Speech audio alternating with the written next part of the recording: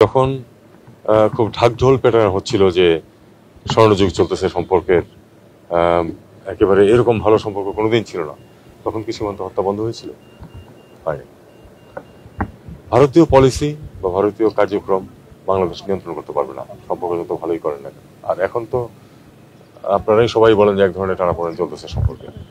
আমরা এই ধরনের যে কোনো ঘটনাকে কন্ডেম করি নিয়মিত, আমরা প্রোটেস্ট নোট দিই এবং আমরা তাদেরকে বলি যে এরকম ঘটনা ঘটায় না।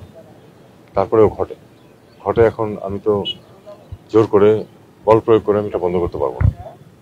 কাজেই এর মধ্য দিয়ে আমাদেরকে যেতে হবে, আমাদেরকে সাবধান থাকতে হবে যেন এই ঘটনার সম্মুখীন আমরা না হই। আমি আসলে স্বপ্ন দেখি একটা সময় যখন বাংলাদেশের কোনো লোক তাদের অর্থনৈতিক বা অন্য প্রয়োজনে এভাবে ভারতে গিয়ে ভিকটিম হতে হবে না। আমি সেই সময়ের স্বপ্ন দেখি, কারণ আমরা ভারতীয়দেরকে জোর করতে বাধ্য করতে পারবো না।